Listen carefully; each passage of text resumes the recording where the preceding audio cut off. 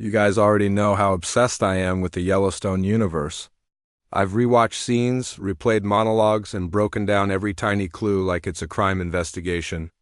So when I say I've been waiting for news about the next spinoff like my life depends on it, I mean it. For months we've all been calling it the Dutton Ranch. It felt right. It sounded right. It made sense. But here's where things get interesting. The cast keeps saying that's not the real name, not once. Not twice. Every time someone asks, they smile, dodge the question, and move on. And that tells me something big is happening behind the scenes. Think about it. Taylor Sheridan does not play small. He doesn't just continue a story for the sake of it. Every time he expands this universe, he changes the game. So if they're hiding the real title, that means this isn't just about keeping the ranch running. It's not just another chapter of cowboys protecting land. This feels bigger. It feels like the start of a whole new era for the Dutton legacy. Maybe the ranch won't even be the main focus anymore. Maybe the story shifts into something deeper: power, family, control, and the next generation stepping up. And honestly, the secrecy makes it even better. Because when a production keeps this much under wraps, it usually means they're protecting a twist. Something we're not ready for yet. Something that could change how we see Beth, Rip, and everything that came before.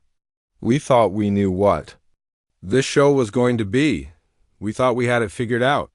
But if the title itself is a cover, then what else are they hiding? This isn't just marketing. This is strategy. And if there's one thing we know about the Yellowstone universe, it's that every move is calculated. So whatever the real name turns out to be, I have a feeling it's going to tell us exactly where this story is heading. And trust me, it's not where we expect. Now let's talk about what really matters. The story, this spin-off, is set right after the events of Yellowstone Season 5. That alone is huge. No time jump, no reset. We're stepping straight back into the fire. But this time, things feel different. For the first time, we're going to see Beth, Rip, and Carter living together as an actual family. Not just surviving, not just fighting battles, living. And honestly, Carter deserves this spotlight. For so long, he's been in the background, the quiet kid trying to prove himself. The boy who lost everything and ended up at the ranch with nothing but attitude and pain. But now he's growing up. This story won't treat him like just another ranch hand. He's stepping into his teenage years. He'll be going to school, making friends, trying to figure out who he is outside of the bunkhouse and the brand. And let's be real, being a normal teenager is hard enough. Being a Dutton teenager? That's a whole different level. Here's where it gets even more interesting. There was a casting call looking for teenage boys between 16 and 19 years old to play the friends of someone named Dalton. But there is no Dalton in the Yellowstone world, not one. So let's not pretend we don't see what's happening. That has to be a fake name. And if it is, then it's almost definitely Carter. This is classic Taylor Sheridan. Hide the truth in plain sight. Change the name. Keep everyone guessing. Meanwhile, the real story is already moving forward, but Carter might not be the only reason Beth and Rip are about to lose sleep. Remember Beth's promise about Jaime's son? She swore that Jaime Jr. would never know who his real father is. That promise sounded strong at the time, but promises in this world? They don't stay simple for long. If that child stays with his mother, Beth can't control the story. And if there's one thing Beth cannot stand, it's losing control. So imagine this. Carter trying to grow into a man. A baby possibly entering the house, Rip trying to keep peace, and Beth running the ranch while fighting battles we haven't even seen yet. That's not just family drama, that's chaos. And somehow, it feels exactly like the next chapter we've been waiting for years. Beth has been the storm, the smartest person in the room. The one who walks in, drops one line, and destroys her enemy without even raising her voice. Most of the time, the threats around her were men who underestimated her, and we all saw how that ended. But this time feels different. Annette Benning is joining the cast as Bula Jackson, the head of a massive Texas ranch. And from what we know, she's not just powerful, she's sharp, calm and knows exactly how to play the long game. She's described as sophisticated, magnetic, and manipulative. That means she doesn't need to shout. She doesn't need to throw things. She controls the room with presence alone.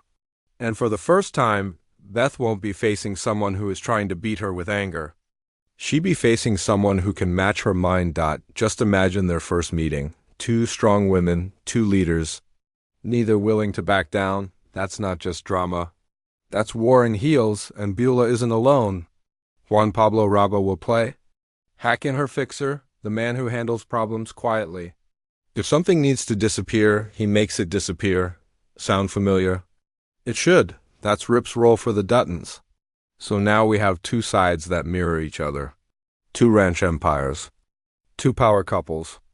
That kind of balance never stays peaceful for long, but the tension doesn't stop there. Ed Harris joins as Everett McKinney, a war veteran and veterinarian.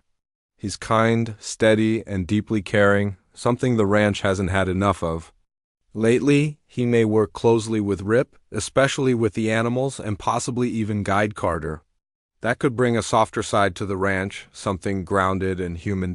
Then there's Rob Will, the new foreman. He's described as intimidating and unpredictable. Not exactly the type Rip would trust easily. And when Rip doesn't trust you, that's a dangerous place to be. We also have Zachariah, a former convict trying to start fresh as a cowboy. That could become a strong redemption story. Or a disaster waiting to happen. Rip's right hand. Manazul will also step up, showing loyalty when things get messy. And let's not forget Oriana. Young, free-spirited, a little wild. I'm calling it now. She's going to turn Carter's world upside down. First love. First heartbreak. First real choice between family duty and personal freedom. This isn't just a new cast. This is a power shift. And when power shifts in the Yellowstone world, someone always pays the price. At first, the spinoff was expected to release in November 2025. That was the plan. That was the hope. But with production delays and multiple Yellowstone projects happening at the same time, things got pushed back.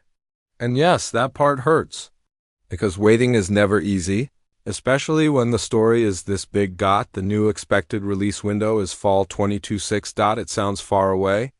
I know, but here's the good part. Delays like this usually mean one thing. They're taking their time to get it right. Bigger sets, stronger scripts, more intense storylines. If this truly is the beginning of a new era for the Dutton legacy, then it has to be done properly, and there's more. The first trailer is expected to drop around August 2026. That's when we'll finally see real footage, real tension, real proof of what's coming. And once that trailer hits, everything changes. The theories will explode. The breakdowns will begin. And we'll finally get a clear look at what this new chapter really is. This isn't just another spin-off. It's the next stage of the Yellowstone universe, and until that trailer drops, we watch, we wait, and we get ready.